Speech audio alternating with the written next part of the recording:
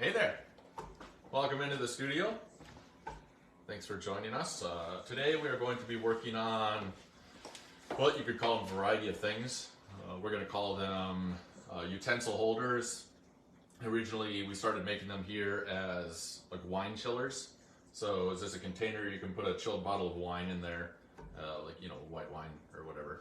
And it should just help keep it cold over dinner. But I think most people are just using them as utensil crocks. And it's somewhat of a crock shape, which is just kind of fun. And we'll do two different sizes. We did two different sizes for a thinner bottle of wine and then the bigger bottle of wine. And then it just so happens that they work for everybody's needs in the kitchen. You know, some people don't have that many utensils or that much space on the kitchen counter where they, don't need a bigger pot. So we'll do the two different sizes. And these pieces I kind of think of as columns and the basics of creating a pot with beginnings and endings. So thinking about where the pot starts and where it finishes, and how do we keep your eye involved in this rather simple thing, which is just a cylinder. How do you make it visually, stimulating and but not overdone, and some of the functional things that kind of go along with it because you're going to be putting utensils in there. So like I said, two different sizes. Smaller one is 3 1/4 pounds. Bigger one is 4 1/4 pounds. Just a few simple tools. We have our regular throwing sponge, our makeup finishing sponge, just a little wooden knife. It's kind of getting worn out, but it still works just fine. I use this little kidney rib for compressing the bottom, and then a metal rib for finishing the outside. And we kind of do some, we'll call them moves, put a little movement into the piece on the outside. Let's see here if I can find a little textured wire. I feel like doing, it's not really like a huge wiggle wire bottom or anything, but so this is a Bill Van Gilder tool. You can make these with stretched out springs. You can braid rope and get the texture as well, or you can twist rope. Different ways of doing it. But this was add a little bit of texture on the bottom. I kind of go back and forth on that sometimes. It does offer a nice bottom. You have a little bit of texture on there. It makes it a little bit more interesting when you flip it over. But then I can't really compress it when I turn it over and recompress the bottom. And I've ran into cracks, like S-cracks on there before. But we're just going to spend a little extra time compressing on the wheel, and then we'll be able to do that, and that'll be kind of fun. All right, so let's get started here. We're just going to be throwing on these little square bats. Work pretty well for this. Start with the smaller one, kind of warm up a little bit. First pots of the day. When I make these, I'll make 6 small ones and 6 big ones, and then that'll take up 2 of the shelves when I fire my kiln. And for some of these pieces, I do like to think about how it's going to fit inside of my glaze kiln. I know that these are going to be going on the top shelves, and I don't like to waste space. So I don't want to have just 2 or 3 on there and then nothing else that's tall enough to fill up the space on the top of the kiln. So you kind of figure out how many will fit there. And then I also don't like making 7 of each and then I just have 2 left over that didn't fit in, and then I'm kind of in that same situation of my next firing to have those 2 pots, but nothing else is really going to be the same height to match up. So we center. With some of these bigger things, I'll center a little bit more. Things like mugs and whatnot, I'll give it about a halfway centering, which tends to work with the stonework clay pretty well. So we cone up and down a few times. Now when I go down, I know that this wiggle wire that I'm going to use is going to cut off just a little bit more clay than my standard wire. So we're just going to remember that and not make the bottom too thin. And I also will make the bottom wider than what I want it to be fitting finished as. We'll kind of go over that and the ways that work for me for making taller pieces. I usually want them to come up and in. Helps me control the piece and get the height that I want. And then if I find that the bottom is too wide, at that point I can push it in. But what I don't want for these pieces is something that comes in like a V shape. Because if I get that bottom tucked in, I'm not going to be able to get it pushed out. So we're always going to start with this, and then if I want to, I can come in and straighten it out.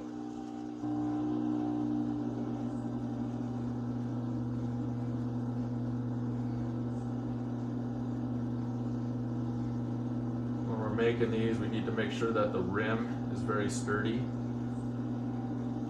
You're going to be banging utensils in there. Sometimes they're metal, they're not all wood all the time. So, you know, it has to be strong so we don't get chips and things like that. Alright, so we did a good job compressing. Push up and in. And for these first pulls, I've definitely changed the way that I do the first pull. And it's just gradually evolved to a different kind of way. I push in with my outside hand, then I'm basically just kind of grabbing it with my left hand and getting that clay to move up. With taller things, we don't always, you know, accomplish it, but we don't want to be putting too deep of finger grooves in here. You're going to get these thick spots and thin spots doing that. You're going to have a weaker form that way. Like I said about a thick rim, right off the bat, I'm compressing this and making it a nice thick rim and getting it into the shape that I'm going to want it to be finished as. And each time, I'm going to bring that bottom in just a little bit more, and that helps me gather the clay up. We're pulling up and in. For a lot of these pieces that I make, I'll have little cards that tell me the dimensions to make them at. So this one's 3 1/4 pounds. The rim needs to sit at about 13 centimeters wide. It should be about 23 centimeters tall. Start slowing the wheel down just a little bit, the taller we get. Make sure you leave enough room in this step here from your inside hand to your bottom hand. You want there to be a little bit of tension there. You can feel the clay moving up, but not so tight that you're not leaving space for the clay to move through your fingers.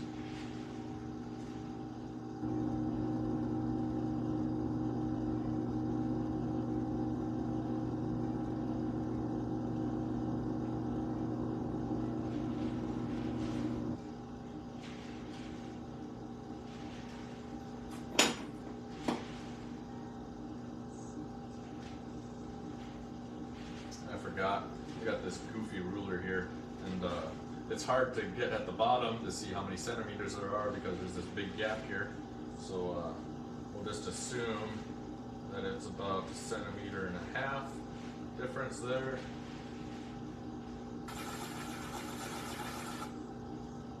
So we're sitting at 21, so maybe that puts us at about 22.5. We're going to go up just a little bit more. We don't have too much clay left to move. And each time I finish pulling, or I'm going to get ready to pull again, compressing that rim, keeping control of that, leaving enough clay up there.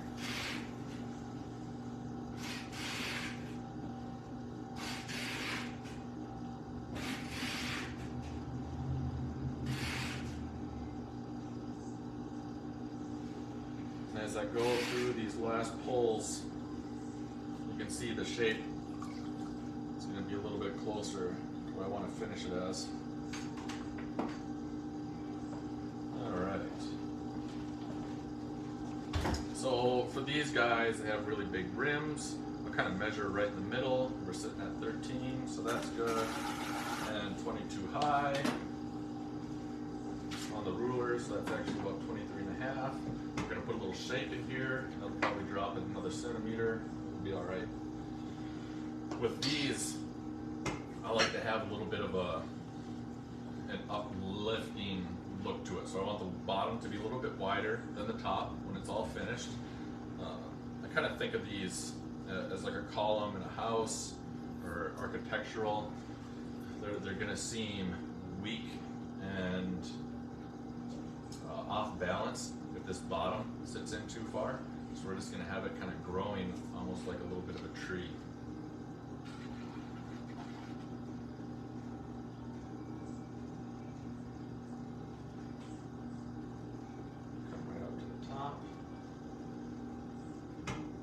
So we're trying to get rid of some of the throwing lines. Let me slow down the wheel even more.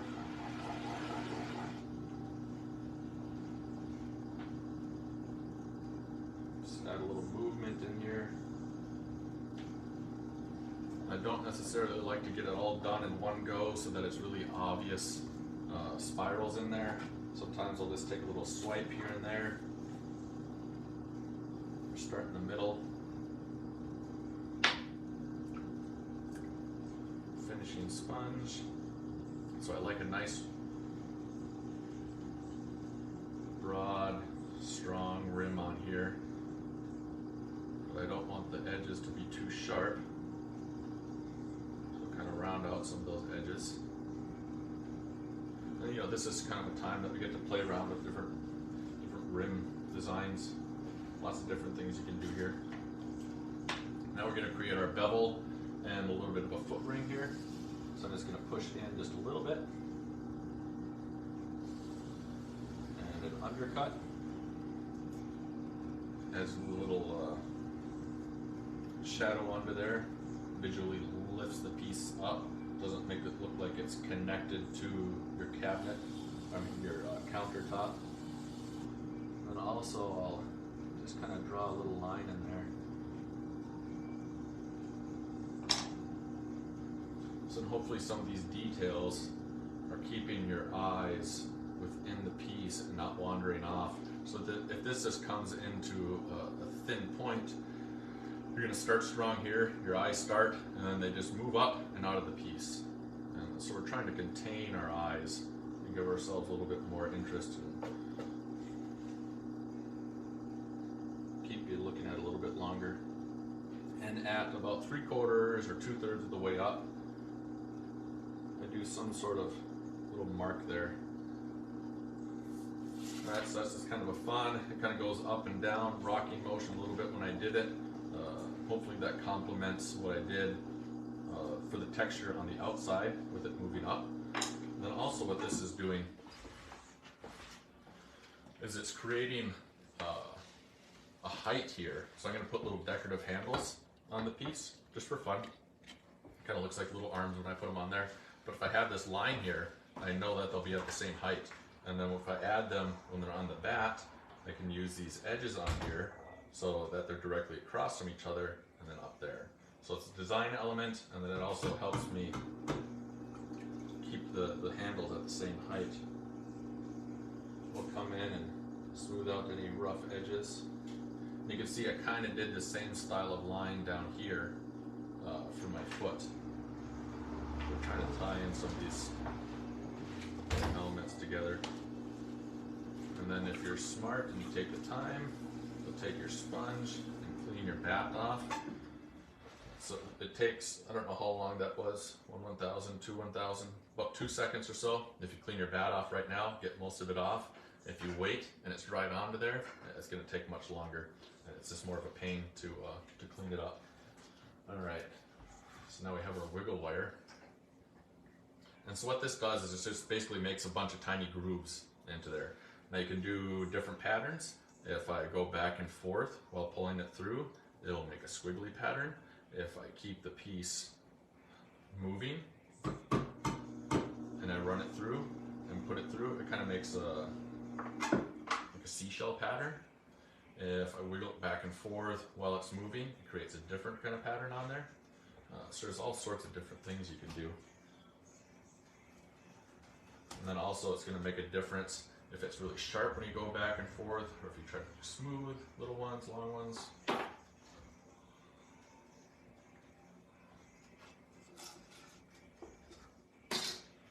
All right, so there's one done.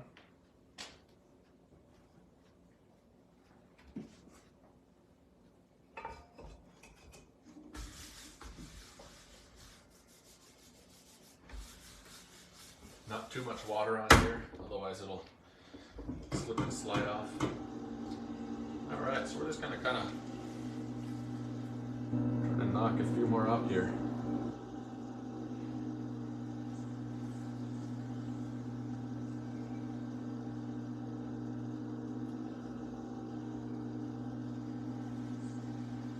This clay's feeling pretty good. It's recycled clay. I don't know how many pounds we do at a time. We do about 6 5-gallon buckets full of slop at a time. We'll recycle that. And after it's pugged, it'll sit for 2 to 3 weeks.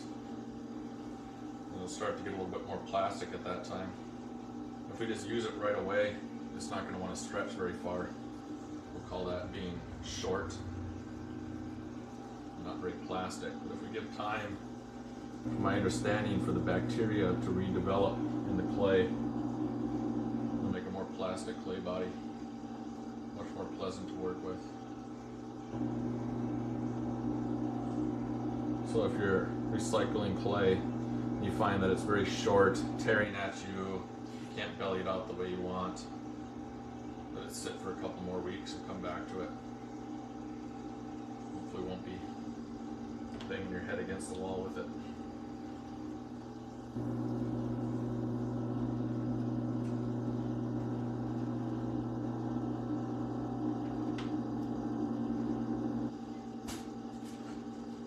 So my ideas and ways that I pull up a pot have definitely changed since I've been in the South. And watched more people turning earthenware planters and jugs. They were making so many with such a production. The clay had to be very soft, otherwise you'd wear yourself out and it would be too slow to work with. That they had certain ways of pulling the clay up, you know, 2, 3, 4 moves, and you had to be done. So that's all the clay could handle before it got too saturated. So I've kind of watched that, and that's changed the way that I do my pulls on the pieces. So I think they would do the initial pull, 1 finger pull like this, and after that, no more water. They'd use a big metal rib or something to help push it up. So that would compress the clay, not add any more water. And, so you have that broad surface and you're not putting all these lines in there. I remember the first time I went to a place, the Cravens, they make flower planters and things.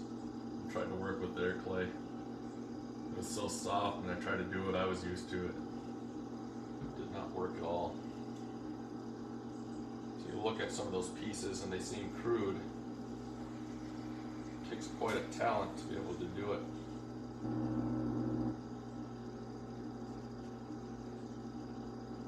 They go through a ton of clay in a day. Definitely skilled craftsmen.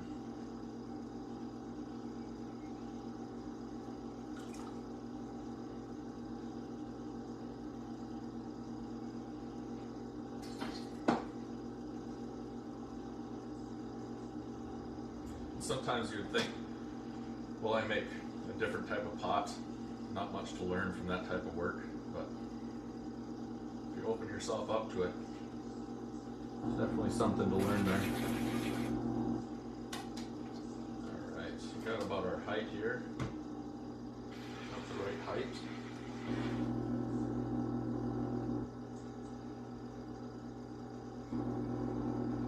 You can see it kind of happen in this one.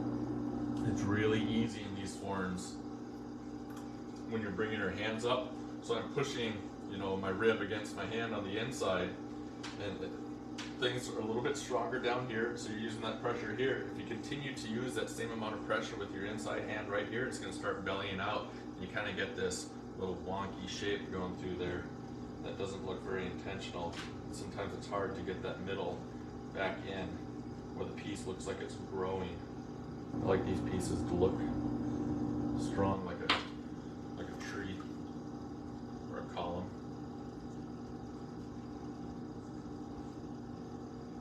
don't remember the names of my columns anymore. Doric, Ionic, something like that. But that just might be the top and bottom things, the way that they constructed that. And I'm watching this in my mirror, and I just kind of look and see if I like what I see. Go through it a few more times.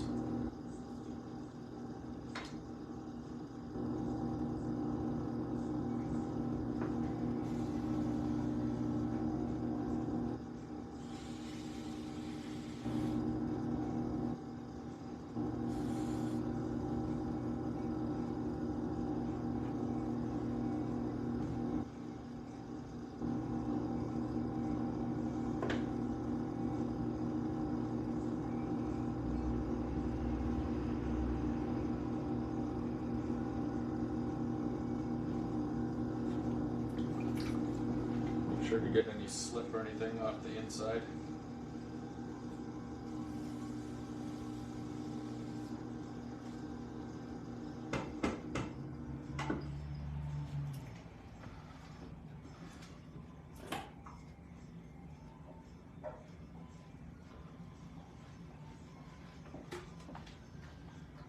All right, let's see if I can lift this pot off, and we'll get an idea of what the bottom looks like.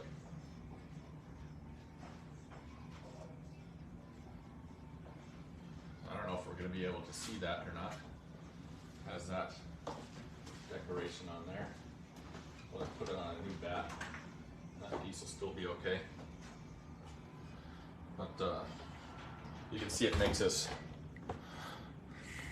wavy marks. So that's what's going to be on the bottom of the pot. So that's just kind of fun.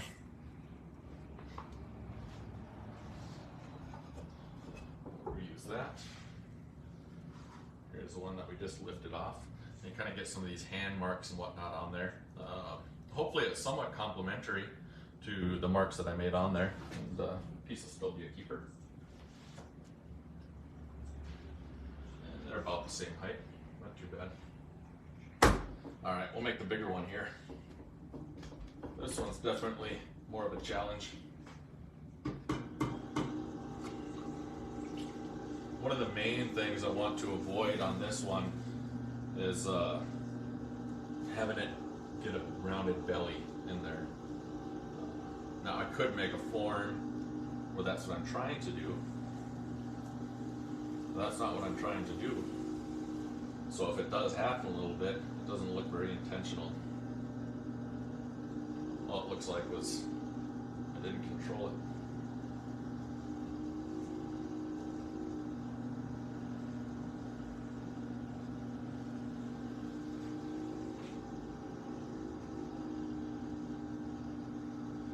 I don't know if the walls on these pieces need to be light, but I like to keep them a little bit light. I don't like them to weigh a ton.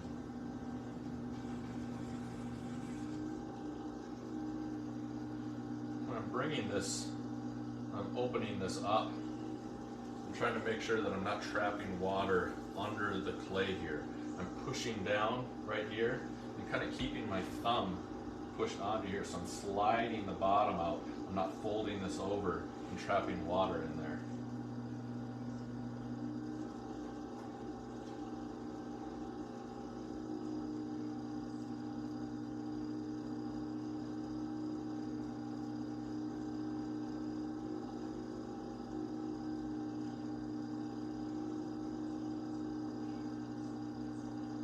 So we're doing a fair amount of compression here.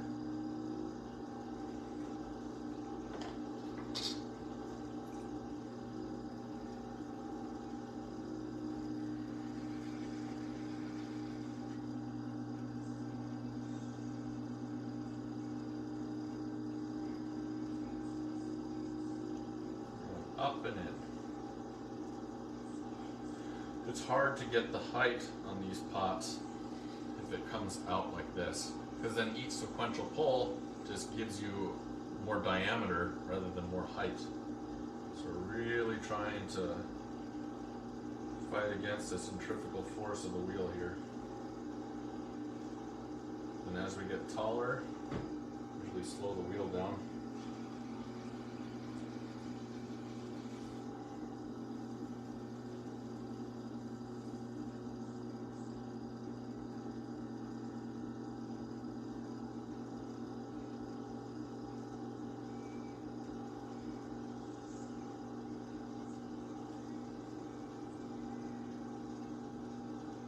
This one is 4¼ pounds, and our goal is approximately 26 centimeters tall and 17 centimeters wide at the rim.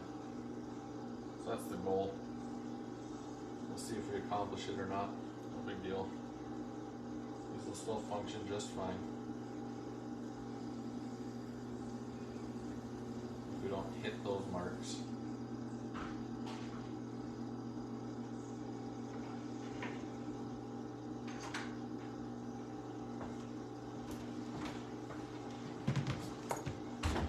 I think I got the bottom as narrow as I basically want right now. So I have to be careful. I need to do one more pull, but instead of pushing in so much with my right hand, I'm gonna start that the clay moving by pushing out this time. Get that ridge of clay. So we got that, and I'm gonna go up. I can feel the clay getting looser, getting a little soft. That might be it for this piece.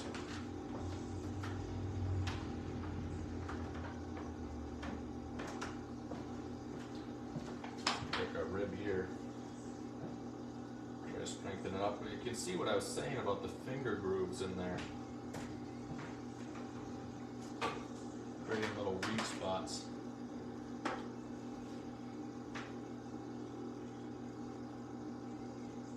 Now this piece isn't a complete loss yet.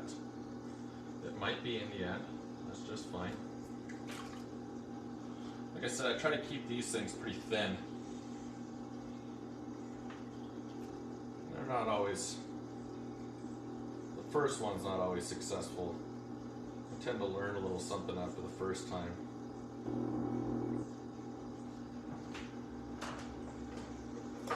They don't get overworked so much later.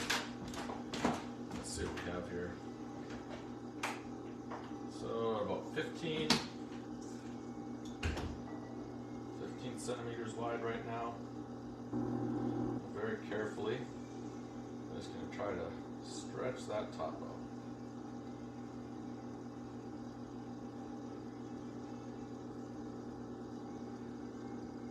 Without trying to get the rim too thin.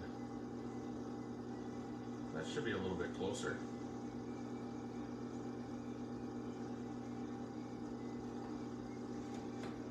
There's a book, it's by Clary Illian. I forget what it's called, a Potter's book, something like that. She goes over a lot of the basics, and it's good to always come back and review them. She talks quite a bit about knobs, feet, rims, the way all of these things kind of interact together.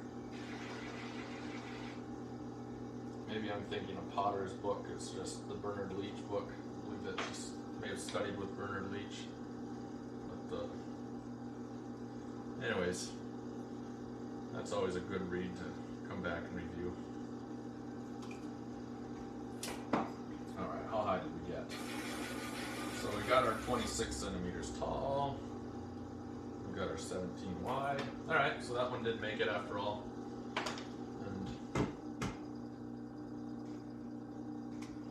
One more time,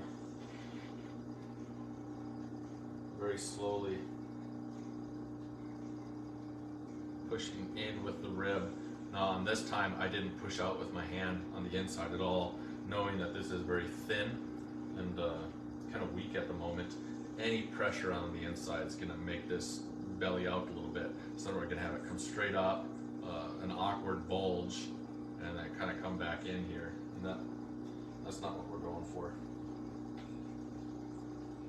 So I'm just running my rib across the piece, kind of gently. There we go. And we were able to maintain the width on the bottom.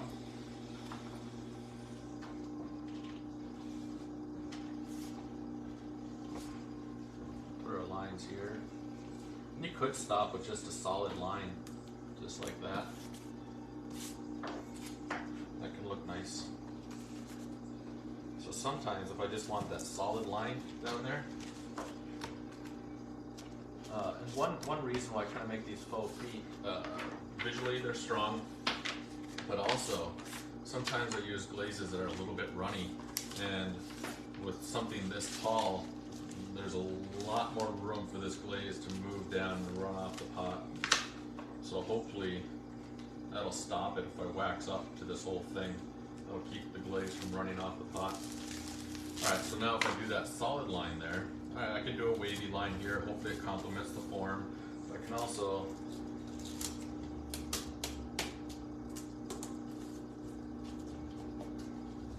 do something like that, which is a different look. We'll clean up all of our lines while they're on the wheel.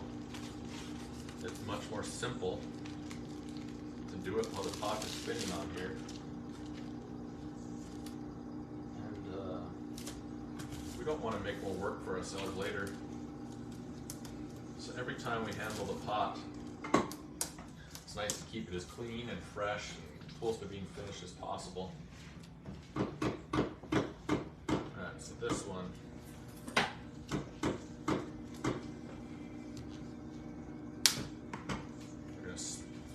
spinning. Okay, so for this to look exactly the way we want it, where the loop comes down and meets at the very edge of the bottom, we need to pull the wire across while the piece makes one full rotation.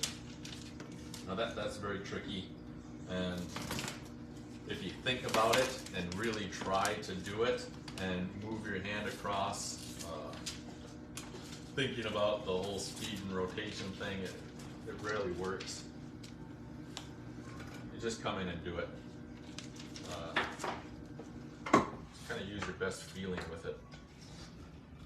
It should work all right. All right. There's that. We'll set this one right here. And we have one more piece of clay balled up.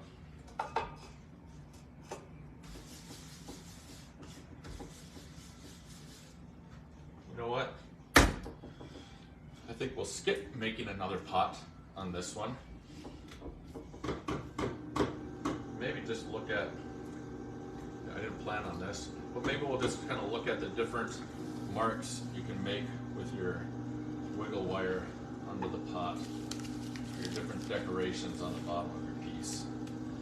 One thing that I found that can be tricky is you added all this texture to the bottom of the pot. Unless you have a little stamp or chop, whatever you want to call it, that you put into the side of the piece, it's hard to make it stand out on the bottom because you have all of these grooves. So for this to work, you usually need some sort of chop or something to put on the outside of the piece. Alright, so we just kind of have some centered clay here. And we'll just look at some of the different marks we can make.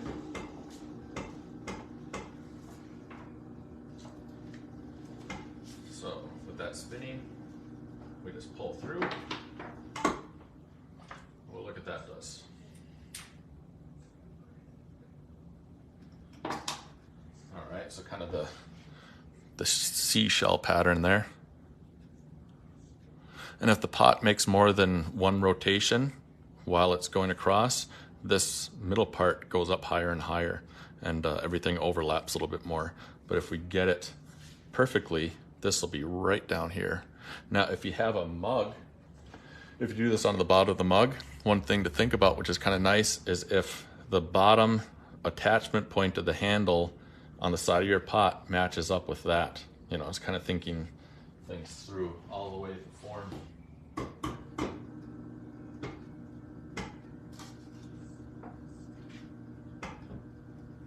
so now we're just going to go back and forth while it's spinning.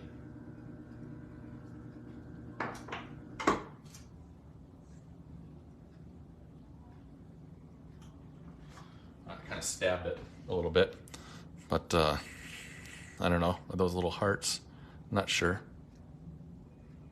That one, that. If we just go straight through.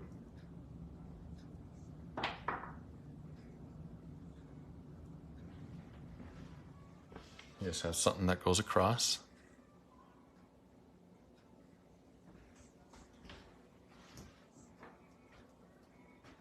Little wiggle as we go through. A little more dynamic than just going straight across.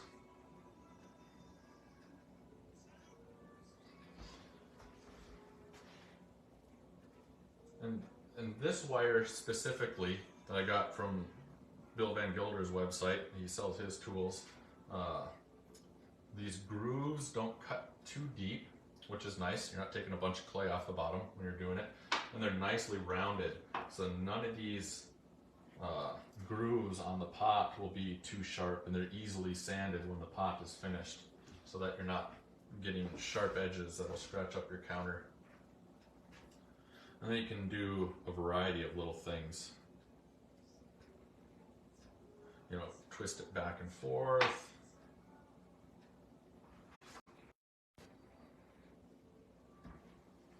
We'll try 2 more here. You can just kind of keep doing whatever you want. We'll slide it across, straight, back over. You can come up with your own little signature style or something that you want. So up and over.